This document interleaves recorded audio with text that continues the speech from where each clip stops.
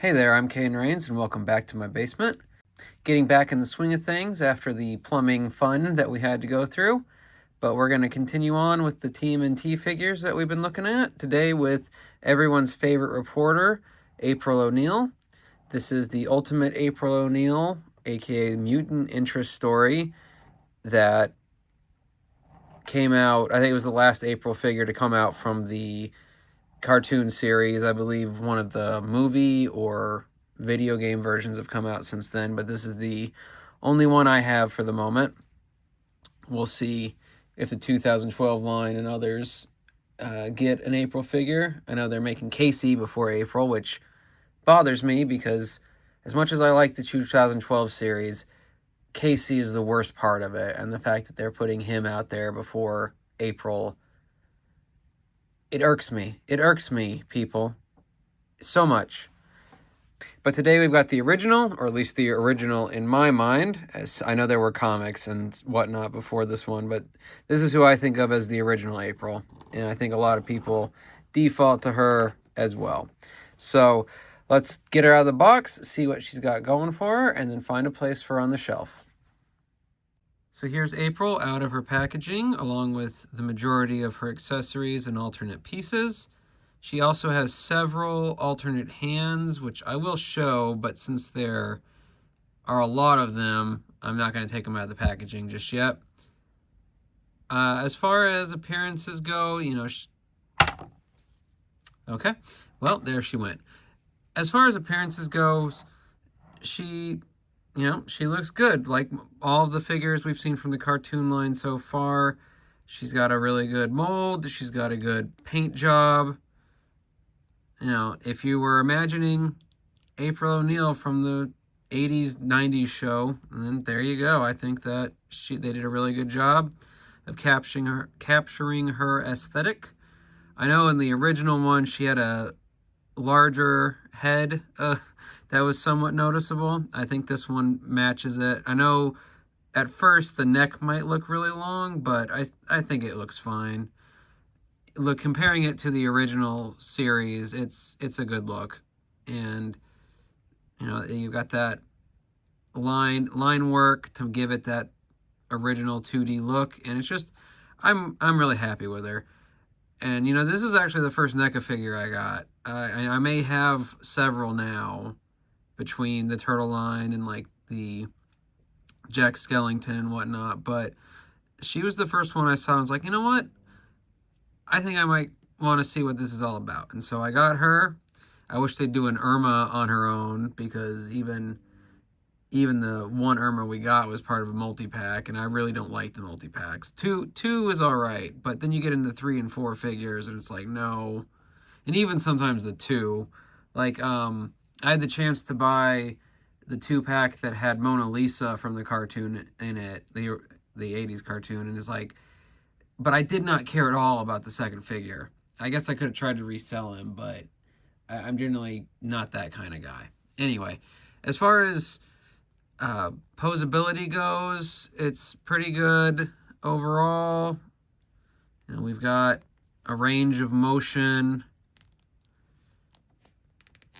Now, I don't play with them much, and I haven't done any like hot water stuff, so they might be a little tighter than what you're looking for.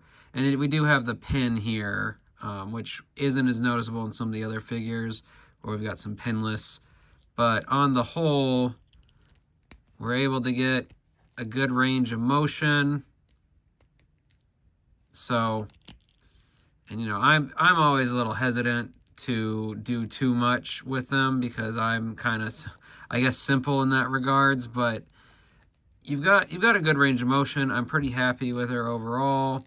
The one issue I kind of have is her head, and it has that pop back, and that might be another situation where maybe it's the way that the pin or the ball works inside, but it just does not want to do too much, and that's a shame. It doesn't really bother me too much, but it does mean that you've got a very small range of motion if there's not a workaround for this. And there probably is. I'm again, I don't really need that much for the way I work with these figures. Work, that's a strong word, for the way I display these figures. But, you know, on the whole, I still think it's pretty good. Now let's take a look at what else she comes with. She's not going to want to stand. I probably need to get a new Lazy Susan. I've got the bigger one for the bigger sets, but I got this one specifically because it's good for a bunch of the size stuff I do. But anyway, alternate heads, she's got a slightly more serious look. And then, there she goes. And then a blindfolded look, because she is the damsel in distress more often than not, which, you know, it's kind of what a lot of female roles were at the time. And take it or leave it, I guess. But those are her two faces, along with her sort of neutral to happy one that she defaults to. We've also got her turtle communicator, which does kind of basically lock and opens pretty easily. Stick a nail in there. So that's good. We've got the hare and the tortoise, you know, tortoise and the hare reference. And then it's got this fun little drawing on the back. I don't remember if that was in the show, but it probably was.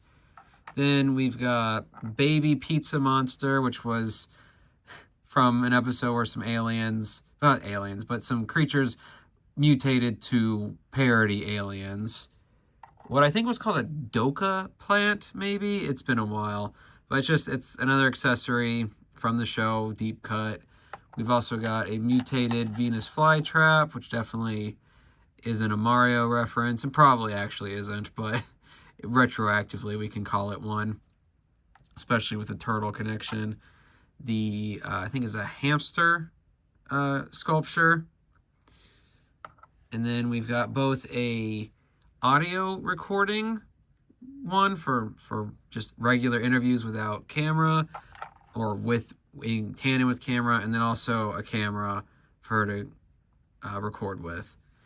We've also got one of the mini devices that she's been captured with, and it's kind of, you have to kind of angle the arms to get her in it. So it's a little more of a fight than I'd wish it to be. Yeah, am I doing it backwards? It's been, no, I'm not. Yeah, it's, getting it at the right angle is sort of a hassle. But, yeah. So, I'm not going to try and force it. It does open and close, and it shows on the picture that you can get her in there. I wish it was easier, but I'm really worried about scuffing her, I guess, chest, because it is supposed to go over her chest, and it just does not want to. And I'm not, like I said, I'm not going to try and force it anymore. Maybe if I loosened her arms a bit, that might make it easier. But since I'm not going to display her with this, I don't, you know, it becomes kind of, there, I guess. I still don't really feel comfortable forcing it more than that. If I was going to display her, you know, in the captured mode, then I'd probably be a little more annoyed at this not being as easy to use. But since I'm not going to, and if I do want her to be like in a damsel in distress mode, I can still have the blindfold, and I can get like some string and tie her up with, I guess. But whatever. And then, what would be complete without a picture of her aunt? You know, I know when I was thinking April O'Neil, was like, they better include a picture of her aunt. If not, what are we even doing? So, anyway, that's the April O'Neil Ultimate figure.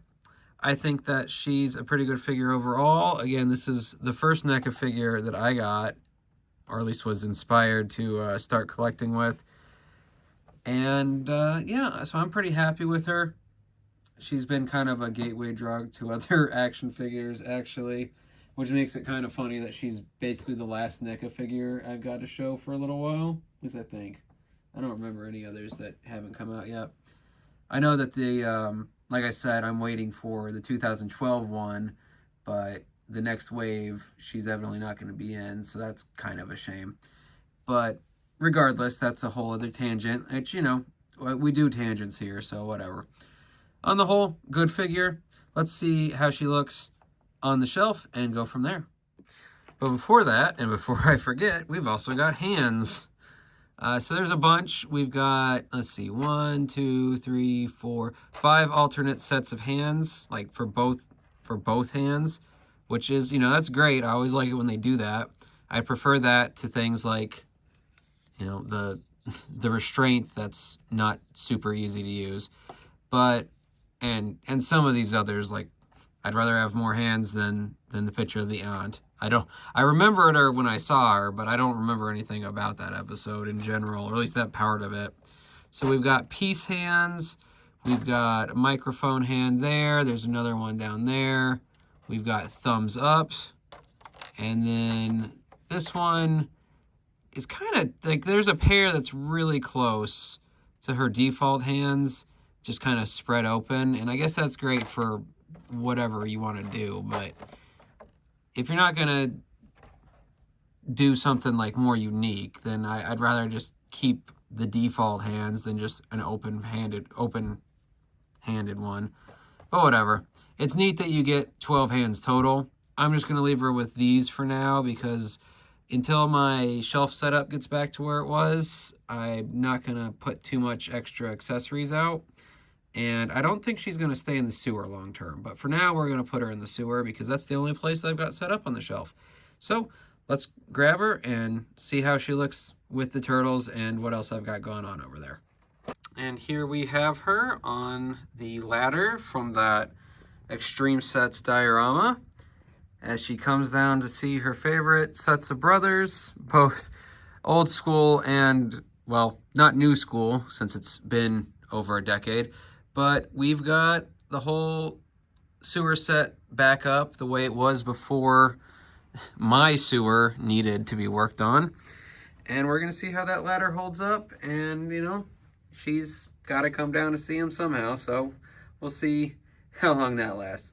Now, the reason I'm not putting any of her accessories or any of her other hands or whatever on for now is just because she's the reporter. So I think I'm going to have her interviewing people once I get more stuff on the shelf, and that includes, you know, refilling out this middle section, but I've got something on my way to give that middle shelf a little more oomph, the same way this bottom shelf now does. So for the meantime, we're going to keep adding stuff to the bottom and maybe the top, we'll see, but we're going to see how it goes. But for now, that's Ultimate April O'Neil from the NECA series, the NECA cartoon series. I like her. I'm glad I've got her. Again, she was kind of a gateway drug for action figures for me, at least the NECA variety. And I think she's a pretty good one. So let me know down below if you've got her, if you think that she's good, or if you don't and you regret not getting her or glad that you didn't, you know. I love hearing from you guys, and I hope you'll let me know how you're feeling about this setup as it returns and it continues to go. But regardless, I hope you had a good time in my basement today, and I will see you in the next one.